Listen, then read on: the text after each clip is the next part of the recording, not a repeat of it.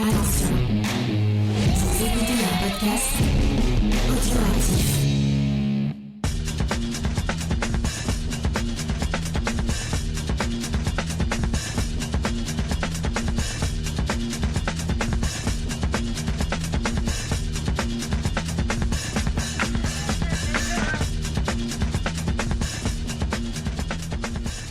Salut à tous et bienvenue dans le podcast des réfracteurs, et une fois de plus on consacre notre émission au cinéaste Sidney Lumet. Vous le savez, pendant tout ce mois d'avril, c'est une grande rétrospective qui prend place sur notre site, et là nous sommes au cœur des années 80, en 1982 plus exactement, pour parler du film Le Verdict, pour lequel Sidney Lumet retrouve Paul Newman, mais aussi l'actrice qu'on se connaît bien dans l'Hexagone Charlotte Rampling, et James Mason, un habitué du réalisateur. J'ai à mes côtés aujourd'hui mon ami Gré Pigeon. Bonjour Gré. Salut Spike, la Dream Team pour parler d'un très grand film de Sidney Lumet. Oui, c'est un de ceux qui me tient le plus à cœur, et on rappelle, avant de nous pencher sur l'analyse et sur le contexte, comment on a obtenu le film, et on l'a obtenu par nos propres moyens, comme tous les films que nous évoquons pendant ce mois Sidney Lumet. Alors Gré, je pense que tu vas me laisser l'exercice houleux du résumé. J'ai même pas préparé, tu vois, c'est dire à quel point je suis serein sur le fait que c'est toi qui vas le faire. Eh bien, c'est assez simple pour une fois. Le Verdict, c'est l'histoire d'un avocat, Frank Galvin, qui est incarné par Paul Newman, et c'est un avocat un peu en perdition. Alors, on sait qu'il a eu une certaine carrière prestigieuse dans le monde de la justice américaine, mais une affaire de corruption l'a condamné à désormais s'occuper d'affaires assez basiques. Il est en fait ce que le film qualifie comme un chasseur d'ambulance. C'est quelqu'un qui vient solliciter les veuves pour essayer de les traîner devant le tribunal et d'obtenir une réparation. Et cet avocat va reprendre du poil de la bête pour une affaire bien particulière, une affaire où une jeune femme est plongée dans le coma suite à un accouchement qui s'est mal passé, une anesthésie au cours de cet accouchement, plus précisément, qui n'aurait pas été administrée de la bonne façon. Et Frank Galvin va donc essayer de lui rendre justice et de prouver à tout le monde qu'il y a eu erreur médicale la concernant, et cela va l'opposer à des ténors du barreau qui ont la main mise sur la justice américaine. Alors Gré, est-ce que tu peux nous dire où en est Sidney Lumet à ce moment de sa carrière ? Et ça va pas être très long par rapport à notre dernier podcast. En fait, c'est le film qu'il a fait juste après Death Trap. Voilà, il en est là. Donc je vous encourage à aller écouter le podcast qu'on a consacré à Death Trap, où XP et Sophie étaient revenus sur la carrière de Sidney Lumet à ce moment-là. Oui, il y a un petit lien d'ailleurs entre Piège mortel et Le Verdict, c'est la présence au scénario de la scénariste Jefferson Allen. Alors elle n'est pas créditée dans Le Verdict, mais elle est bien intervenue sur le script en tant que script doctor, comme ça qu'on qualifie sa position. Il faut préciser que le script est signé David Mamet. Alors c'est assez rigolo quand on connaît très bien Sidney Lumet, c'est que Sidney Lumet, il est passionné par le théâtre, et il a adapté un certain nombre de pièces de théâtre, le Piège mortel notamment dont on vient de parler. Mais David Mamet, en fait, qui est un dramaturge, il a écrit ce scénario, c'est un scénario original, donc c'est pas adapté d'une pièce. Effectivement, et donc Jefferson Allen est venu aider David Mamet pour parfaire cette œuvre et la porter à l'écran, et donc le petit lien c'était ça, Jefferson Allen était déjà au scénario de Piège mortel. Pour être précis d'ailleurs, on peut dire que sur ce scénario, ce qui manquait c'était une fin. David Mamet en fait s'arrêtait avant le verdict final, et c'est Sidney Lumet qui a insisté pour que le film comporte une vraie fin avec une vraie solution. Effectivement, et on aura l'occasion de débattre sur cette fin, parce que moi je suis un peu ambivalent, même si j'adore le film, je ne suis pas convaincu par ce que propose Sidney Lumet à la toute fin, ou en tout cas je me serais peut-être satisfait moi aussi d'une absence de verdict, mais on reviendra là-dessus. Et avant de se pencher sur le film, il faut bien parler un peu de son casting, et là il y a une grande personne face à nous, un grand acteur, plus qu'un grand acteur, un grand homme, c'est Paul Newman, et je ne résiste pas, Gré, à l'envie d'écouter la description de Paul Newman en quelques mots. Paul Newman, c'est pas quelque chose de facile de résumer sa carrière en quelques minutes, donc je vais essayer de m'y atteler sans faire trop long, mais effectivement, on a affaire à un grand monsieur. Alors, il est né en 1925, ce qui fait qu'il a 57 ans quand sort Le Verdict. Mais bon, revenons un petit peu sur son enfance. Alors, c'était un élève moyen. Son rêve, lui, c'était de devenir athlète. Alors, il n'était pas très doué à l'école, mais il voulait devenir athlète, mais il a eu des petits problèmes de santé qui ont fait qu'il a dû abandonner ses rêves, et après le lycée, il s'est engagé. On est en 1943, donc il s'est engagé pour faire la guerre, dans la réserve navale américaine, avec comme rêve de devenir pilote de chasse. Sauf qu'une mauvaise vue l'a contraint à abandonner ce rêve une fois de plus, et il a servi comme radio. dans le Pacifique Sud. Il a servi quand même 3 ans. Et après la guerre, comme c'était souvent le cas, il a eu accès à l'université. Pour les anciens combattants avaient un accès facilité à l'université. Et il est rentré dans l'université de l'Ohio. Mais bon, il s'en fiche un petit peu, à vrai dire, des études. Et lui, ce qui lui tient à cœur, c'est de monter un petit business. On va y revenir parce que tu vas voir que c'est quelque chose d'important dans la vie de Paul Newman. Il va monter une entreprise de bière et de blanchisserie et il va faire sa fortune sur le campus. Mais parallèlement à ça, il va aussi se lancer dans une carrière d'acteur. Enfin, dans une carrière pas vraiment. Au début, c'est plutôt un hobby. Puisqu'il va rejoindre de manière très active le département dramatique. Il va se marier pendant ses études et il va reprendre la boutique de son père dès qu'il a fini parce que son père va décéder. Par contre, cette vie-là lui convient absolument pas. Il va vendre la boutique aussi vite qu'il peut et va partir à Yale, où il est accepté à la prestigieuse Yale School of Drama. Paul Newman a énormément de talent, il est repéré déjà dès ses années d'université et Yale le recrute en fait. Il va se faire encore une nouvelle fois rapidement repéré et il va intégrer le très célèbre atelier de théâtre de New York, l'Actor Studio, où il va apprendre auprès de Lee Strasberg et de Elia Kazan, excusez du peu. On est au début des années 50 et il gagne déjà sa vie en jouant dans des pièces de théâtre, mais également dans des pièces de théâtre télévisées, notamment sous les ordres d'un certain Sidney Lumet. Parce que tu l'as dit en préambule que Sidney Lumet retrouvait Paul Newman nos auditeurs attentifs à tous nos articles et podcasts auront peut-être tiqué parce qu'effectivement Paul Newman c'est son premier film avec Sidney Lumet, avec Le Verdict, le seul d'ailleurs. Excuse-moi de te corriger mon ami, mais Paul Newman apparaissait dans le documentaire sur Martin Luther King, mais je comprends ton erreur puisque Sidney Lumet n'était pas crédité à la réalisation même s'il était bien co-réalisateur. Donc c'est la deuxième fois, mais c'est vrai que c'est la première fois que les deux noms sont au générique en tout cas. En tout cas, on peut mentionner qu'ils se connaissent de longue date et que Sidney Lumet a travaillé avec la femme de la vie de Paul Newman, même si Paul Newman s'est marié une première fois quand il était étudiant, mais a divorcé rapidement quand il a rencontré John Woodward. Et effectivement, Sidney Lumet avait travaillé avec John Woodward sur le film L'homme à la peau de serpent avec Marlon Brando. On revient à Paul Newman et à sa carrière. Il fait donc une bonne carrière au théâtre, notamment à Broadway, mais sa carrière décolle pas vraiment. Il est un petit peu sur sa fin, tant et si bien qu'il est sur le point d'abandonner sa carrière. Une de ses dernières chances, en tout cas celle qu'il se donne lui, c'est de jouer aux côtés de James Dean dans un téléfilm.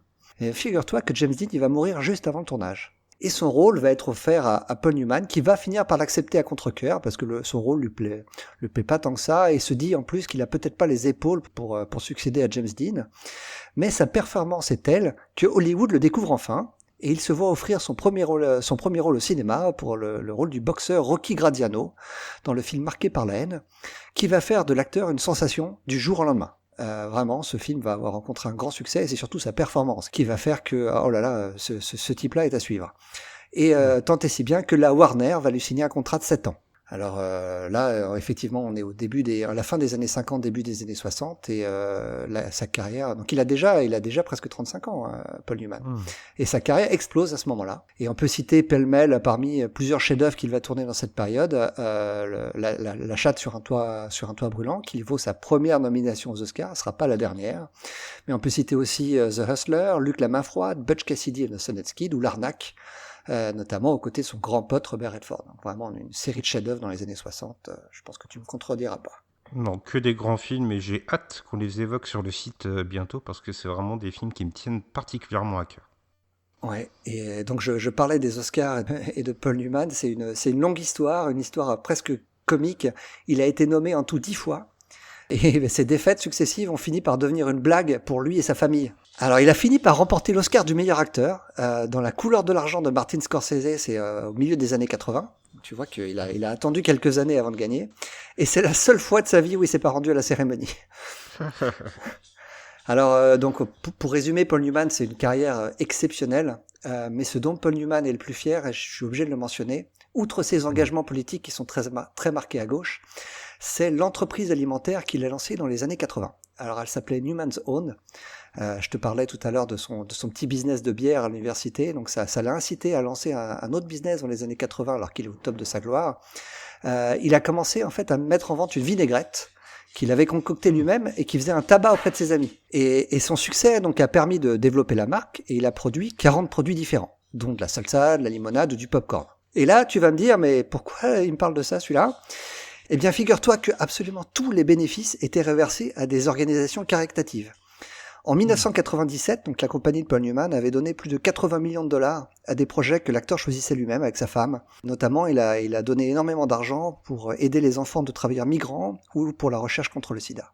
Comme tu l'as dit, c'est un très très grand monsieur. On peut citer aussi tous les travaux qu'il a fait pour la paix dans le monde et notamment pour essayer de dénucléariser les deux grandes puissances qu'étaient les États-Unis et l'URSS à l'époque. Effectivement, et puis c'est quelqu'un dont Sidney Lumet parle avec beaucoup d'affection dans son livre Faire un film, qui nous accompagne pendant toute la rétrospective. Il le mentionne comme une personnalité très humble, qui est parfois aux antipodes de ce qu'on imagine d'une star d'Hollywood. Et effectivement, lui aussi mentionne le fait que c'était quelqu'un de très engagé et de véritablement généreux. Je ne sais même pas si généreux, le mot est suffisant, parce que c'est vraiment de l'altruisme poussé à l'extrême. C'est une personnalité admirable, on peut le dire. Il a mentionné d'ailleurs que Paul Newman n'était pas le premier choix à la base, pas plus que Sidney Lumet d'ailleurs. Ils se sont retrouvés tous les deux un peu propulsés sur ce film-là par hasard. À la base, c'est Robert Redford qui devait interpréter le rôle. Robert Redford a fini par être licencié ou congédié parce que en fait, il insistait énormément pour que le personnage soit rendu plus sympathique. On va y revenir, hein, le personnage interprété par Paul Newman est vraiment pas quelqu'un de très sympa, il a des gros problèmes d'alcoolisme, et Robert Redford avait du mal avec cet aspect-là de son personnage, et il insistait pour que notamment l'alcoolisme soit retiré du script, et tant et si bien que il a perdu le rôle. Ouais, drôle de clin d'œil du destin de voir que c'est son ami, comme tu le disais, qui finira par récupérer ce rôle. Et en face de lui, il y a une actrice dont tu vas peut-être aussi nous parler, c'est Charlotte Rampling, qu'on connaît assez bien en France. Ouais, très très rapidement, elle a 35 ans lors du tournage du Verdict. Sans être vraiment une star, elle est déjà connue parce qu'elle a fait, après ses débuts à l'écran dans le film phare, le Knack, c'était un film qui a eu son petit succès au sein du Swinging London, qui avait marqué aussi les débuts de Jacqueline Bisset et de Jane Birkin. Mais c'est en Italie vraiment qu'elle fait sa première rencontre marquante, celle de Visconti, qui la dirige dans le très très grand film Les Damnés. Et elle est ensuite remarquée dans le Zardoz de John Borman, donc un film à la limite du nanar, mais bon voilà, ou surtout sa performance dans Portier de nuit de Cavani, qui est vraiment le film qui la révèle au grand public. Je sais pas si tu as vu ce film, elle incarne une rescapée des camps nazis qui entretient une relation assez sadomasochiste avec son ancien bourreau. Dans les années 70, on l'a aussi vu aux côtés de Robert Mitchum dans Adieu ma jolie ou dans Stardust Memories de Woody Allen. Et en France, elle a tourné aussi un petit peu, notamment sous les ordres de Patrice Chéreau, de Yves Boisset. Mais voilà où elle en est au moment où elle fait le Verdict. C'est pas une grande star, mais c'est pas un visage inconnu non plus. Et de visages inconnus, il y en a d'autres qu'on retrouve et qu'on a déjà évoqués dans le cadre de notre rétrospective Sidney Lumet. Ce sont trois acteurs qu'on pourrait dire lumétiens, puisqu'ils ont collaboré plus d'une fois avec le cinéaste. Alors il y a James Mason, il y a Jack Warden, puis il y a aussi Edward Beans. C'est pas n'importe qui dans la carrière de Sidney Lumet. James Mason, c'est quelqu'un avec qui Sidney Lumet donc a collaboré et à qui il a fait immensément confiance. Il avait le premier rôle dans Deadly Affair ainsi que dans Child's Play. On le voyait aussi dans La Mouette, l'adaptation de Tchekhov qui avait signé Sidney Lumet. Donc c'est véritablement un acteur sur lequel le cinéaste peut se reposer. Oui, alors c'est à noter pour James Mason que Sidney Lumet a hésité à lui offrir ce rôle, parce qu'il avait énormément d'estime pour lui et il n'osait pas lui proposer le rôle parce que, c'est un second rôle clairement dans le Verdict. Mais James Mason, quand il a lu le script, il l'a tellement aimé qu'il a dit qu'il était prêt à faire le film malgré le fait que c'était pas un des rôles principaux. Oui, et on retrouve aussi à ses côtés Jack Warden. Alors Jack Warden, on ne l'a pas évoqué depuis longtemps dans notre rétrospective parce qu'en fait, il a accompagné Sidney Lumet dans ses premiers pas. On le voyait dans 12 hommes en colère. Si tu te rappelles, Grey, dans 12 hommes en colère, c'est le juré qui est un peu trublion, c'est un peu le guignol, celui qui a un costume rayé. Son rôle, du coup, dans le Verdict, on va y venir lorsqu'on se penchera sur l'analyse, est presque aux antipodes. Et c'est marrant de voir, ça c'est une analogie que je tisserai pendant tout le podcast, à quel point le Verdict est parfois le symétrique de 12 hommes en colère, son exact opposé en fait plutôt, pour être tout à fait correct. Et il a aussi été présent dans Une espèce de garce où il tenait le second rôle masculin. Alors Edward Beans, lui, il était aussi dans 12 hommes en colère, il avait un rôle un peu moins marquant que celui de Jack Warden, mais c'est marrant de voir que pour un autre film sur la justice, pour le Verdict donc, Sidney Lumet a choisi de faire appel à ceux qui l'avaient lancé au cinéma avec sa grande fresque judiciaire 12 hommes en colère qu'on avait déjà évoqué en podcast. Je vous invite à écouter le podcast si ça vous intéresse. Eh bien, passons à l'analyse du film et attardons-nous, si tu le veux bien, sur les premières images, parce que en plus, cette scène, elle va être récurrente, elle va revenir plusieurs fois dans le film, dans des inserts. C'est ces séquences où Paul Newman est face à un flipper, avec en général un verre de bière à ses côtés, et où il joue frénétiquement. Et là, véritablement, il y a une volonté de Sidney Lumet de nous présenter dès l'entame un personnage qui est presque dysfonctionnel. Donc on devine son alcoolisme, parce qu'il a le visage marqué. En plus, Sidney Lumet le place dans l'ombre. Il y a donc ce verre qu'il saisit et dans lequel il boit, en même temps qu'il joue au flipper. Mais peut-être qu'on peut se prêter aussi à un petit peu d'interprétation, parce que finalement, quand il joue au flipper, il a l'air de donner des coups assez frénétiques à la machine, au point, dans la réalité, qu'on imaginerait volontiers le flipper tilté. Et c'est un petit peu ce qui va être la marque de fabrique du film, c'est que ce personnage, Frank Galvin, il va toujours être au bord du tilt. C'est quelqu'un qui va être poussé dans ses derniers retranchements, qui va avoir ses idéaux bafoués, mais qui va essayer de résister coûte que coûte, et qui va être secoué par les événements.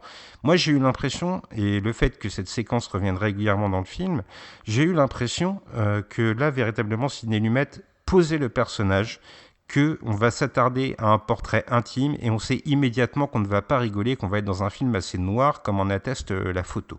La noirceur du personnage, elle est aussi appuyée par ce qui est sa profession. Donc on vous a dit un peu plus tôt que c'était ce qu'on appelle un chasseur d'ambulance, quelqu'un qui fait en fait les salons funéraires en boue. Je vais t'interrompre en fait parce que c'est encore pire qu'un chasseur d'ambulance, c'est ce qu'on appelle un chasseur de veuves. Les chasseurs d'ambulance, ce sont des avocats qui vont à la sortie des hôpitaux pour inciter les victimes d'accidents à intenter une action en dommages et en intérêts. Les chasseurs de veuves, eux, ils s'intéressent aux gens qui sont décédés et au sein de la corporation des avocats, c'est vraiment la catégorie la moins prestigieuse. Hein.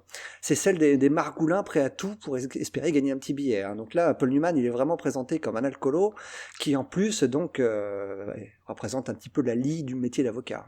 Oui, absolument. Et en plus, c'est encore plus accentué par le film, parce que ce chasseur de veuves, comme tu le dis, se fait même virer des salons funéraires, parce que en fait, il s'y rend trop fréquemment, et les propriétaires de salons funéraires voient la magouille et l'invitent à ne plus se rendre sur place. Là où je tisserais un premier parallèle avec 12 hommes en colère, c'est que dans 12 hommes en colère, on essayait de protéger une vie. On était là pour défendre quelqu'un qui était potentiellement innocent. Frank Galvin, lui, il arrive après les événements, après les actes funestes, une fois que la mort a frappé. Il gravite autour de la mort, et finalement la mort, c'est aussi un peu celle de son âme. Et c'est là que toute l'intrigue du film va s'épanouir. C'est que ce personnage qui est presque mort va trouver une once d'humanité, une affaire qui va le définir, une vie qui elle aussi est presque éteinte. Cette personne dans le coma, qui est plus qu'un légume sur un lit d'hôpital, va lui redonner la force, va rallumer l'étincelle en lui véritablement. C'est un petit rien qui lui suffit à retrouver un élan. Frank Galvin a beau être mort à l'intérieur, comme je vous l'ai dit précédemment, il est pourtant désespéré de vivre. Mais tout de même, Sidney Lumet a besoin d'installer un peu la décrépitude de ce personnage dans les premiers temps, et les seuls moments où on le voit véritablement vivant, ce sont dans ces scènes de bar, où il est entouré de ses amis poivreaux, on pourrait dire, et où il picole allègrement. Il y a vraiment un volume d'alcool ingéré assez incroyable dans le film. Mais on a l'impression que ces élans de vie, ils sont un peu artificiels. Finalement, Frank Galvin, il existe dans cette parenthèse, mais une fois qu'il rentre chez lui, qu'il éteint la lumière, il est seul face à ses démons. Et ça, Sidney Lumet va nous le montrer dans le montage. La première scène de bar est immédiatement suivie d'une scène de fureur dans le bureau de Frank Galvin, où il ne trouve pas d'affaire qui le définit, comme ça va être le cas par la suite, et où il va même fracasser le cadre qui contient son diplôme d'avocat contre son bureau. Cette séquence de fureur, Sidney Lumet, il va d'ailleurs la filmer au ras du sol. Alors le plan au ras du sol, c'est marrant, c'est quelque chose qui revient dans le cinéma de Sidney Lumet. On l'avait évoqué, si tu te rappelles, Gray, pour Un après-midi de chien, où au moment où le personnage de Al Pacino était ramené un peu à la raison alors qu'il faisait le show, Sidney Lumet choisissait de poser sa caméra au sol. Eh bien, dans cette scène de colère qui intervient au début du film, Sidney Lumet fait exactement le même geste. En fait, on a l'impression que Frank Galvin, il est presque mort, et Sidney Lumet le montre avec la hauteur de sa caméra. C'est intéressant de mentionner aussi que ce qui se passe dans le bar, c'est le premier moment dans le film où Sidney Lumet nous fait comprendre que effectivement on a affaire à un poivreau, on a affaire à quelqu'un qui est vraiment pas au mieux de sa forme, mais qu'il a quand même des réminiscences du grand homme qu'il a été. C'est à ce moment-là qu'on comprend que Frank Galvin a été un grand avocat. Il raconte un petit peu ses exploits passés à ses copains de circonstance dans le bar. Effectivement, à ce moment-là dans le film, il n'est plus ce qu'il a été, mais il a été. Et Frank Galvin vit pour son passé, en fait. Il aime bien se rappeler les grands moments de sa carrière. Absolument. Et l'alcool, finalement, en le rappelant à ses souvenirs, c'est quand même un élément qui atteste de sa destruction, de la décrépitude de son âme, j'ai envie de dire. Mais autant c'est intégré au personnage, autant Sidney Lumet va aussi proposer des moments clés dans son récit où Frank Galvin va refuser de prendre de l'alcool. Il y a par exemple cette scène où il est face à la partie défendante dans l'affaire qui va être au centre du verdict, où on va lui proposer un arrangement financier et où il va le refuser. À ce moment-là, il y a un verre d'alcool à côté de lui et jamais Paul Newman ne va s'en saisir. C'est aussi présent à la fin du récit, alors on va un petit peu dévoiler, mais alors là je vais réussir à laisser le mystère planer, mais où à ce moment-là, Frank Galvin ne sera pas en possession d'un verre d'alcool, mais où Frank Galvin sera en train de boire un café. Eh ben, figure-toi que j'ai une interprétation peut-être légèrement différente de toi de ce moment-là, parce que pour le coup, je trouve que Sidney Lumet laisse ce moment un petit peu ouvert. On peut se dire qu'il boit un café, mais il n'est pas impossible que Frank Galvin boive un Irish coffee à ce moment-là. Pour moi, c'est quelque chose sur lequel on reviendra quand on mentionnera la fin du film, mais il n'y a pas une vraie résolution pour le personnage de Paul Newman, mais on y reviendra. C'est vrai qu'il y a une certaine ambiguïté, mais plus que l'alcool, il y a aussi des éléments de jeu de Paul Newman qui attestent véritablement de ce que j'appellerais la mort interne de Frank Galvin. Et il y a notamment une idée qu'a apporté Paul Newman sur le plateau, c'est le fait que Frank Galvin se mette des gouttes dans les yeux très régulièrement. Moi, alors c'est peut-être mon âme de poète qui va parler, tu m'excuseras Gray, mais j'ai eu l'impression que c'était un personnage qui n'était plus capable d'émotion, ou alors seulement la colère comme on nous l'a montré en introduction. Il n'est plus capable de s'émouvoir, il ne peut plus pleurer, comme il devrait le faire face à cette personne en pleine détresse qu'il va défendre, et ses larmes deviennent artificielles. Alors, il faut noter que le personnage utilise plusieurs artifices pour cacher sa dépendance et tenter de faire encore illusion. En fait, personne n'est dupe, mais lui pense encore pour pouvoir faire illusion, justement. Tu as parlé de ses yeux. Les gouttes dans les yeux, elles sont là pour marquer les yeux rouges qu'il a dû à l'alcool. Et il utilise aussi énormément un spray pour masquer son haleine. C'est à noter, par contre, c'est le moment un petit peu triste de ce podcast, c'est que 3 ou 4 ans avant le tournage du verdict, le fils de Paul Newman, le fils qu'il a eu avec sa première épouse, est mort en fait d'une overdose de drogue et d'alcool. Et Paul Newman s'est inspiré de ce qu'il a vécu avec son fils pour son personnage. Et à noter notamment que suite à ce décès, il a créé une fondation pour aider les jeunes qui étaient en détresse dû à des problèmes d'alcool ou de drogue à s'en sortir. Il y a quand même quelque chose qui est intéressant, et tu l'as évoqué un peu plus tôt, c'est le fait que Frank Galvin a été quelqu'un. Il l'a compté dans le système judiciaire à un moment, mais en fait c'était une personne, le scénario nous le dévoile à peu près à la moitié du film, qui était en fait bercé d'illusions, un vrai idéologiste, j'ai envie de dire, quelqu'un qui croyait véritablement au système judiciaire américain et qui s'est vu gifler en fait par la corruption de son cabinet d'avocats. Et ça c'est complètement, une fois de plus, aux antipodes de ce qu'était 12 hommes en colère. En fait, 12 hommes en colère essayaient de nous expliquer que la justice était un concept sain, et d'ailleurs c'est une phrase qui reviendra dans un autre film de Sidney Lumet, Le Crime de l'Orient Express, le fait que 12 hommes qui statuent sur la vie de quelqu'un, c'est un système qui est efficace. Et bien ce système que Sidney Lumet a passé pendant ses premières années de sa carrière à décrire comme efficace, dans le verdict, à travers la trajectoire de Frank Galvin, il nous montre finalement que sa mentalité a évolué et qu'il n'y croit plus vraiment. C'est les illusions qui sont un peu tombées, j'ai l'impression, et ça va aussi être appuyé par un film qui viendra un tout petit peu après le verdict, c'est Daniel, qui lui aussi était assez critique sur le système judiciaire. Ouais, il faut préciser que le personnage de Newman, en fait, est pris dans une sombre affaire de corruption de témoins, et il a lui-même fait de la prison, alors qu'il était innocent, et une fois innocenté, il a quand même tout perdu, puisque son mariage a été détruit, ainsi que sa carrière, et surtout son honneur, ce qui l'a conduit vers l'alcoolisme. Alors autour de Frank Galvin, il y a une galerie de personnages qui va graviter. Et la première sur laquelle je voulais m'attarder, c'est celle qui sera au centre de l'intrigue. Et c'est peut-être pourtant celle qu'on voit le moins. C'est la personne que Frank Galvin va défendre, cette femme qui est dans le coma. Et son introduction dans le récit, je l'ai trouvée particulièrement intéressante parce qu'en fait, Sidney Lumet va nous montrer un espace très exigu quand il va nous représenter sa chambre d'hôpital. C'est des conditions presque inhumaines finalement. Elle est dans une pièce accompagnée d'une dizaine d'autres patients, les lits se touchent presque, et elle est là branchée à une machine qui l'aide à respirer. C'est véritablement une imagerie assez violente, j'ai envie de dire, quand on voit ça. Alors on n'a pas envie d'être à l'hôpital, bien sûr, mais on se dit que si un de nos proches se retrouvait dans ces conditions-là, on serait complètement révolté, et je crois que c'est assez opposé avec un autre film autour du système hospitalier qui viendra plus tard, non ? Ouais, en 97, il va tourner le film Critical Care qui revient sur les problèmes de fin de vie justement et effectivement, il représente l'hôpital d'une manière très différente mais également très déshumanisée. C'est très étonnant, c'est que les chambres sont à l'opposé l'une de l'autre, l'une est très propre, très clinique et alors que dans le verdict que tu l'as dit, c'est un mouroir hein, très clairement auquel on assiste, mais dans les deux cas, on est sûr et certain que les patients ne sont pas traités comme des humains.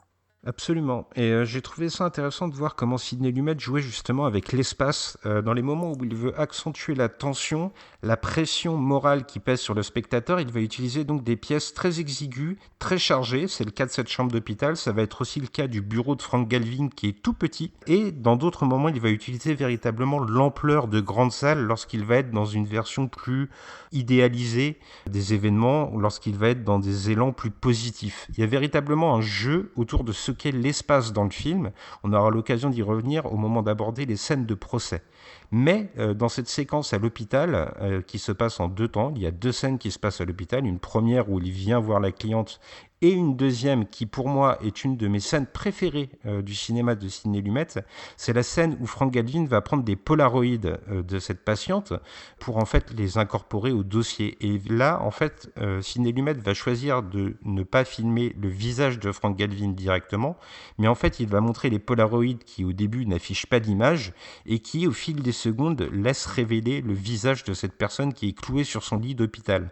Et on comprend qu'en même temps que les polaroïdes se révèlent, l'âme de Frank Galvin se réveille elle aussi, et que là, il va reprendre du poil de la bête en quelque sorte, mais qu'il va retrouver cette idée de justice qu'il avait peut-être perdue auparavant. Il va être convaincu que son combat est juste, en même temps qu'il va prendre conscience qu'il défend non pas une affaire banale, comme c'était le cas pour ce chasseur de veuves qu'on a évoqué, mais qu'il y a une vie à défendre et qu'il est peut-être le seul à s'en soucier. C'est vrai que le film semble, en tout cas à ce moment-là du récit, être le propos d'un homme qui veut réparer une injustice. Mais c'est pas le seul propos du film, parce que faut pas oublier, hein, mon cher Spike, que le personnage de Paul Newman, il va prendre toutes ses décisions en allant à l'encontre des intérêts de ses clients. Le verdict, c'est l'histoire d'un homme qui pense pouvoir rebondir, se relancer, renaître grâce à cette affaire, et presque aux dépens de ses clients. C'est, j'allais dire, presque une question d'ego. Alors je doute pas, hein, comme tu l'as décrit, qu'il soit vraiment effaré par ce qu'il voit dans ce mouroir, mais si ça fait figure d'électrochoc pour lui, ça ne reste pas moins pas son moteur principal selon moi. Et je vais revenir sur une autre scène pour rebondir sur ce que tu disais plus tôt sur la mise en scène de Lumet, hein, ce soi-disant réalisateur de l'invisible, alors qu'en fait pas du tout. Hein. C'est juste que la réalisation de Lumet est subtile. C'est quand il se rend compte qu'il va perdre le procès parce que son témoin principal lui fait faux bond. Lumet va filmer le désespoir du personnage de Newman, et de la même manière que celle que tu décrivais plus tôt, lorsque Newman est au téléphone, il va mendier auprès de la partie adverse de revenir à leur offre initiale de conciliation, et très subtilement d'ailleurs la voix de Paul Newman change à ce moment-là parce qu'on comprend qu'il est sur le point de le supplier, et Lumet va filmer cette scène de la même manière, très très basse, à hauteur d'homme, contrairement à tous les autres plans qu'on avait auparavant. Eh ben, je soutiens totalement ce que tu dis sur le fait que Sidney Lumet n'est pas un metteur en scène invisible et que des fois il sait parfaitement s'exprimer par l'image parce que ce témoin clé, justement, comme je vous l'évoquais plus tôt, le jeu entre espace exigu et espace où on respire un peu plus va être présent dans son introduction. Au moment où ce témoin clé, donc c'est un docteur qui était dans la salle d'anesthésie au moment où la cliente de Frank Galvin a reçu l'injection, quand il nous le présente, il nous les montre dans des couloirs d'hôpitaux qui sont véritablement très larges. On sent tout le poids de l'institution hospitalière à ce moment-là. Et c'est après, quand on va lui retirer, que là, les espaces vont se faire un peu plus exigus. Et un peu plus tard, Sidney Lumet va utiliser le même artifice pour nous décrire le tribunal où va prendre place les échanges. Dans la plupart des moments, il va utiliser des plans serrés parce qu'on a l'impression que Frank Galvin est sur le point de perdre l'affaire qui est la sienne.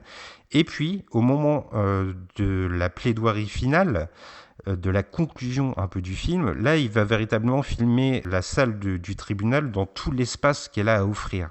Il y a véritablement dans tout le film un jeu entre les moments claustrophobiques, j'ai envie de dire, et les moments où l'image est aérée. Alors, associé à la cliente de Frank Galvin, il va y avoir sa famille. C'est en fait eux qui sont les plaignants, qui réclament une réparation financière de la part de l'hôpital qu'ils estiment avoir commis un acte qui a condamné donc cette personne. Et ben, cette famille, ce qui est intéressant de noter, c'est que dans le scénario, elle est décrite comme non pas désintéressée par le sort de la sœur de la plaignante, c'est sa sœur, mais en fait, ils sont à bout de souffle, à bout de course, pour paraphraser un autre film de Sidney Lumet, si tu me le permets.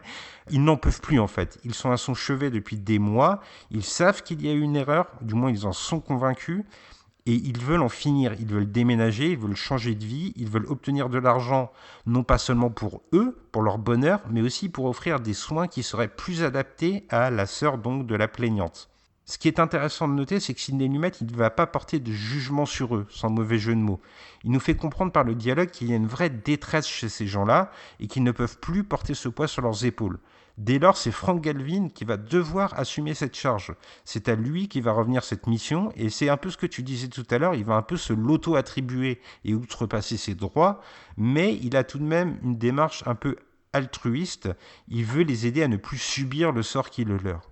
C'est une vraie réflexion en filigrane sur la problématique de la justice pour les petites gens. C'est une réflexion qui est très chère à Sidney Lumet, qu'il a développée pendant 50 ans. On peut penser évidemment à 12 hommes en colère, où on avait un jeune homme d'origine étrangère qui était considéré coupable, j'allais dire presque par ses origines, et jusqu'à son avant-dernier film, Find Me Guilty, où on avait de la même manière quelqu'un qui était d'origine italienne et qui était forcément coupable avant même le jugement. Et donc ce lien avec les petites gens, même s'ils savent qu'ils sont dans leur bon droit, ils préfèrent un arrangement à l'amiable avec l'hôpital, parce qu'ils n'ont pas les moyens financiers, les ressources émotionnelles pour faire face à ce procès difficile à l'issue incertaine. Et le personnage de Newman, par son acharnement presque insensé, il va leur faire prendre un risque qu'ils ne voulaient pas et qu'ils ne pouvaient pas prendre. Paul Newman n'a rien à perdre dans cette histoire, eux si. Et Lumet nous fait réfléchir au fait que le système qui est trop compliqué, trop onéreux pour ces petites gens. Alors tu parles de vision de la justice, et là j'ai trouvé une fois de plus, un peu en opposition à ce qui était 12 hommes en colère, que Sidney Lumet va être assez cynique, et comme tu le disais un peu plus tôt, il va l'être notamment à travers son personnage principal. Lors du premier échange entre la famille plaignante et Frank Galvin va parler de very good case, de très bons cas. Et moi, cette phrase, elle m'a un peu giflé, je dois dire, je l'ai trouvée assez violente. Qu'est-ce qu'il y a de bon dans cette affaire ? Il y a une personne qui est clouée sur un lit d'hôpital à vie. Alors on comprend, évidemment, lorsqu'il dit very good case, il veut dire que c'est une affaire pour laquelle il va réussir à obtenir une victoire, du moins il le pense sincèrement. Mais s'adresser comme ça à la famille de la victime, j'ai trouvé que ça dénotait une certaine déconnexion entre la justice, celle des livres de loi, et celle qui doit s'appliquer aux hommes. Il y a une vraie séparation entre l'humain et l'institution judiciaire. À ce moment-là du récit, le personnage de Paul Newman, il est encore, j'allais dire, presque déshumanisé. Il se moque un petit peu de ses clients. Ce qu'il compte, c'est le pourcentage qu'il va pouvoir avoir grâce à la conciliation financière.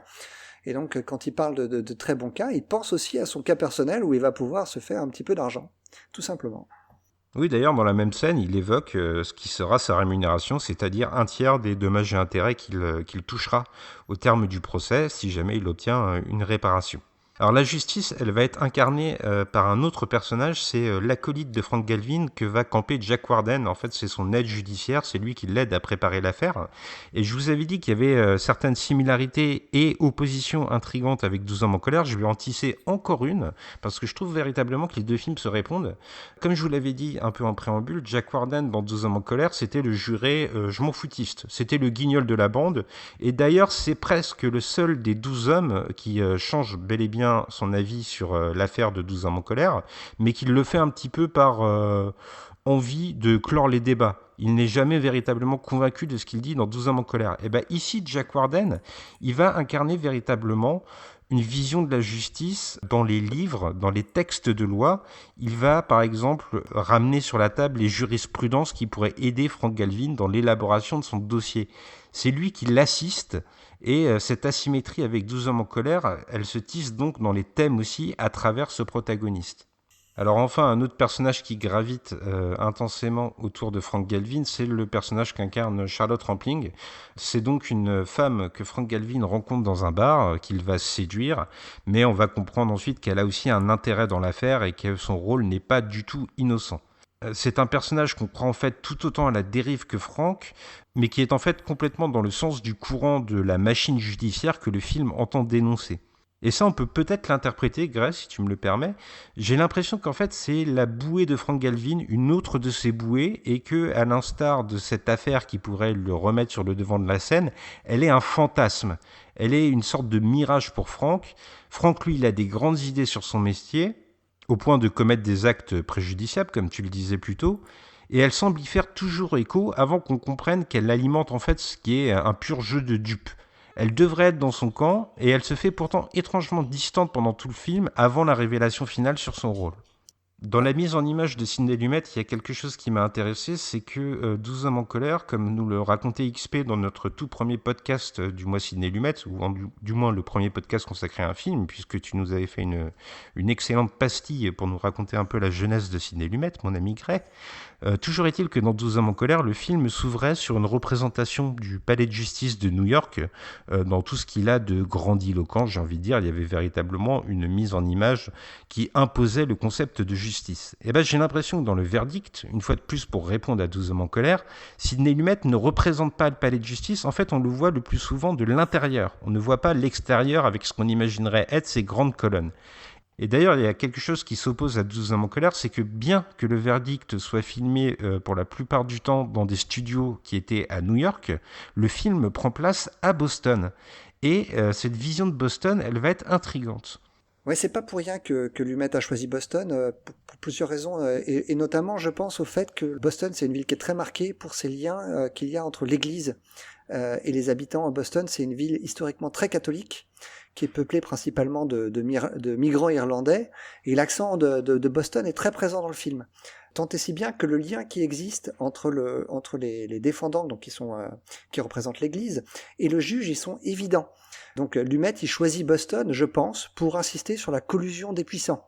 Le système judiciaire, il est dans la main de l'église. Alors à la solde de l'église, comme tu le dis, puisqu'en fait l'hôpital où il y a eu une erreur est en possession de l'église, comme c'est le cas à Boston, il y a donc des avocats de la défense, et là aussi on peut tisser un certain parallèle avec 12 hommes en colère, dans le sens où le bureau où débattent ces avocats est filmé un peu de la même façon. Il y a cette grande table et il y a cette multitude de personnages qui est autour, une table allongée où on voit un homme le plus souvent à un bout, donc c'est l'avocat principal de la défense, et tous ses assistants autour. L'un des aspects qui m'a intéressé dans la préparation de la défense de ces personnages, c'est qu'on s'intéresse presque plus aux à-côtés, à l'image médiatique de ce que sera l'affaire, qu'à la défense même de ce qu'elle devrait être. On prépare le témoin à témoigner à la barre en lui intimant d'utiliser un certain vocabulaire. On invite les assistants à solliciter les journaux pour qu'il y ait des articles qui défendent l'hôpital. On évoque même le monde de la télé, et ça n'est sûrement pas innocent lorsqu'on parle du cinéma de Sidney Lumet. Il y a une espèce de culte de l'apparence qui s'épanouit, et ça donne à Frank Galvin un côté un peu Don Quichotte. Lui est tout seul avec son assistant que joue Jack Warden, mais en face de lui, il y a une multitude d'hommes. Ils sont plus d'une dizaine et ils sont tous là prêts à défendre une institution qui pourtant a fauté. Tu as tout à fait raison. En fait, James Mason, il a une armée à sa disposition, tandis que Paul Newman, il est tout seul ou presque. James Mason, il a tout à sa disposition. Il a un équipement qui est moderne et high-tech. Il a des moyens presque illimités. Tandis que Paul Newman, lui, il n'a pas d'argent, il n'a rien. Le seul expert qu'il arrive à trouver, c'est un vieil homme qui est un expert certes, mais qui est presque un raté, qui ne vit que de ces procès-là. Le côté David contre Goliath, il est exacerbé dans tous les plans. La pauvre famille donc se retrouve avec le pire avocat possible. Je mets des guillemets quand je dis ça parce que Paul Newman a été un grand avocat, mais donc il est tombé dans la déchéance. La défense, elle s'offre ce qui se fait de mieux. Et il y a aussi en plus de tout ça le contraste qui est évident entre l'élégance toute british de James Mason et la rustrerie de Paul Newman. Au final, c'est l'élégant qui emploie les pires méthodes pour l'emporter là où Newman restera digne jusqu'au bout. Alors la dignité, elle va quand même être nuancée parce qu'on disait un peu plus tôt, il y a le fait que Frank Galvin, ouvertement, commet des erreurs judiciaires qui, dans la réalité, l'auraient fait purement et simplement radier du barreau.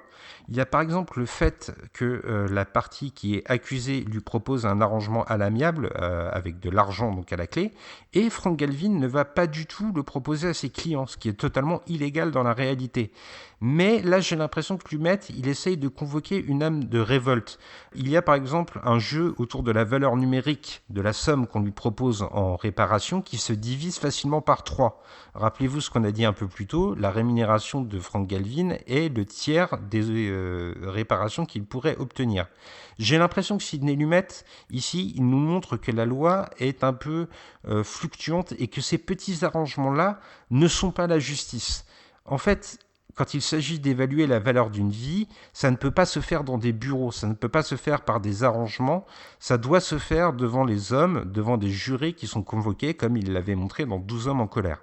Toute la dénonciation de Sidney Lumet, elle va aussi s'exprimer à travers un personnage qui devrait être le garant de la droiture morale de ce qui se passe dans les tribunaux, c'est le juge. Et là, Sidney Lumet, il va être incroyablement dur et il va mener une véritable fronde. Ce personnage, ce juge, il s'en fout. Il mange pendant les réunions, il réfute un expert en sortant presque de son rôle de juge, et Lumet va même jusqu'à lui attribuer le surnom de juge pro-accusé, ce qui montre que le film ne croit absolument pas à l'équité de la justice. Pour lui, elle est ordonnée par des hommes, et les hommes sont corruptibles. Et là, c'est encore une fois contraire à ce qu'il montrait dans 12 hommes en colère. On le sait, que pour Sidney Lumet, la justice n'appartient pas à une personne, mais qu'elle s'exprime dans les délibérations d'une multitude. C'est ainsi qu'il avait ouvert sa carrière cinématographique. Je vais en profiter, tu parles de son premier film, tu parles de 12 hommes en colère, moi je vais parler d'un de ses derniers, parce que Lumet, effectivement, s'il montre un juge qui est ouvertement hostile et j'allais lui dire même malveillant dans le verdict, c'est pas toujours le cas dans ses films, et dans son avant-dernier film, Find Me Guilty, le juge, c'est un exemple d'exemplarité, hein, si tu peux me permettre ce néologisme. Le juge du verdict, selon moi, il est un peu trop caricatural de ce point de vue. Une des meilleures répliques du film, elle vient de Paul Newman, qui s'adresse au juge. Alors si je la traduis un petit peu au débeauté, c'est votre honneur, avec tout le respect que je vous dois, si vous devez défendre mon client à ma place, j'aimerais que vous ne fassiez pas en sorte de perdre le procès. Cette scène est très forte parce que Paul Newman en a assez des agissements du juge à ce moment-là. Il lui fait très clairement comprendre qu'il lui tire en fait un petit peu une balle dans le pied. C'est une des rares scènes dans le film dans laquelle on retrouve l'ancien grand avocat qui refait surface. Et un autre aspect qui me fait penser au fait que Paul Newman a été un grand avocat, en tout cas il se plaît à se le rappeler, c'est le fait qu'il porte toujours sa bague d'ancien élève d'Harvard. Il est très fier de ce qu'il a été et il s'accroche à ce souvenir. Alors face à ces personnages qui représentent les grands idéaux de la justice, moi je m'interroge sur ce qui est la place des petites gens. Il y a par exemple ce médecin noir qui devrait aider Frank Galvin dans sa quête, qui devrait apporter une expertise médicale et à qui on ne va apporter aucun crédit malgré la sincérité évidente dont il est empreint. Il y a aussi cette femme qui va être la clé de la résolution de l'énigme judiciaire, si je peux se dire, qui avait la vraie vocation d'être infirmière, mais qu'on va complètement piétiner. Ses idéaux vont être bafoués comme l'ont été ceux de Frank Galvin finalement. Les gens qui n'ont pas le pouvoir social dans le verdict, ce sont des martyrs, et là on reconnaît bien la flamme de révolte qui anime Sidney Lumet et qu'on expose pendant toute notre rétrospective. Ce sont des gens qui sont essorés par le système, qui sont recrachés avec une violence totale. L'injustice, pour aller plus loin, elle ne date même pas du procès, elle était installée bien avant, le verre était dans la pomme dès le début en fait, et c'est là-dessus que va insister le film dans son dernier tiers. J'ai l'impression qu'une fois de plus, Lumet se place du côté du peuple. Il y a un aspect qu'on n'a pas encore abordé, c'est parce que effectivement le film revient sur une erreur médicale, c'est sur l'arrogance des médecins, qui est aussi un thème cher à Sidney Lumet, puisqu'il y reviendra directement dans Critical Care. Et il me semble que c'est aussi le cas de Ekus, c'est un des rares films de Sidney Lumet que je n'ai pas vu. Alors c'est effectivement un film qui met en scène un médecin, alors c'est un peu plus nuancé parce que c'est un médecin qui va connaître un certain chemin de croix au contact de son patient, mais effectivement c'est quelqu'un qui avait de grands idéaux sur son métier et qui va se rendre compte qu'il est un peu dans l'erreur. Alors avant de conclure notre podcast Grey, il y a ce que tu nous évoquais un peu plus tôt, le fait que le scénario de David Mamet, le premier scénario du film, le premier draft comme on dit, ne comportait pas de verdict. Le titre du film d'ailleurs c'était le verdict avec un point d'interrogation. Un point d'interrogation qui a disparu dans le titre final. Effectivement, et moi je m'interroge du coup un petit peu sur la fin que nous propose Sidney Lumet parce que comme je essayais de le démontrer pendant notre analyse, j'ai l'impression que dans ce Sidney Lumet-là, la justice est représentée sous un jour assez sombre. Et j'ai cru pendant tout le film qu'on allait en fait foncer droit dans le mur et qu'à la fin, il y allait avoir une certaine chape de plomb qui allait tomber, le poids de la fatalité. Et au lieu de ça, c'est une fin que j'ai tout de même admis et que j'ai appréciée. Et je considère le verdict comme un grand film, y compris dans sa conclusion. J'ai l'impression que là, on retrouve un Sidney Lumet positif qui essaye d'insuffler de l'espoir aux gens. Mais dans le chemin du récit, j'ai trouvé ça parfois un peu contradictoire parce qu'on a vraiment l'impression qu'avec le verdict, Sidney Lumet essaye de déconstruire un peu le principe de justice. Je ne sais pas si toi tu as ressenti cette espèce d'opposition entre le corps du récit et sa conclusion. Je ne savais pas que le film ne comportait pas de fin, en tout cas le premier script ne comportait pas de fin au départ, et ça me surprend pas parce que je trouve qu'il y a une espèce de cassure à la fin du procès, dans laquelle la révélation qui va permettre le dénouement, je trouve arrive un petit peu comme un cheveu sur la soupe. Je ne sais pas si tu as ressenti la même chose, c'est presque un petit peu trop facile, la manière dont le film se résout. Je dois ajouter quand même que la rédemption finale, elle est relative. Le personnage ne se renie pas, il n'offre pas non plus une nouvelle chance au personnage de Charlotte Rampling, mais il reste selon moi vraiment à bout de course. Tant et si bien qu'à la fin du film, le personnage de Paul Newman doit sortir vainqueur de cette lutte. Le téléphone sonne, ce qui laisse présager une reprise de sa carrière, mais il répond pas au téléphone. Le personnage y reste à cheval entre ce qu'il est, un loser, et ce qu'il peut redevenir, un brillant avocat. Et je trouve que la fin est plus douce amère qu'autre chose, et j'ai pas vraiment le sentiment que son personnage il a un avenir radieux devant lui. Il s'est prouvé à lui-même qu'il n'était pas un rebut, mais j'ai quand même l'impression qu'il est trop tard pour lui, et que le mal est fait, en quelque sorte. Mais en tout cas, ça souligne le fait que le verdict est véritablement un film sombre, qu'il n'est pas dans une version fantasmée de la justice, qu'il essaye de regarder les choses en face, quitte à être parfois assez violent, peut-être pas dans son expression graphique, mais dans le propos du scénario, en tout cas, il y a une certaine violence envers la société. Voilà pour notre analyse. Grete, tu le sais, il est désormais temps de se plier à l'exercice de la notation. Alors, quelle note vas-tu décerner au verdict ? Alors, comme d'habitude, c'est pas évident, parce qu'évidemment, déjà, la note de 10 sur 10 est réservée à Barry Lyndon. Mais après, j'ai envie de noter le verdict à l'aune des autres films de Sidney Lumet. Et je considère effectivement que c'est un de ses tout meilleurs, mais c'est pas parmi son top 3. Pour moi, les films comme Network ou Un après-midi de chien sont au-dessus du verdict, parce que effectivement, il y a quelques petits problèmes, notamment avec la fin du film. Donc c'est pour ça que j'ai envie de donner un 8 sur 10. Et pas d'aller un tout petit peu plus haut. Mais ça reste vraiment un très grand film. Et l'interprétation de Paul Newman est à tout point de vue exceptionnelle. Eh ben, ma note va être exactement la même que la tienne, parce que justement, c'est cette rencontre entre Paul Newman et Sidney Lumet qui, je trouve, devait s'accomplir. Il y a des duos de cinéma qui sont faits pour se rencontrer, et ces deux hommes étaient faits pour travailler l'un avec l'autre. Et j'ai aussi apprécié, ce que j'essayais de tisser dans notre démonstration, le fait que Sidney Lumet ait une réflexion sur ce qu'était son cinéma auparavant, sur la vision de la justice qu'il avait livrée, et qu'il essayait de la montrer sous un autre jour.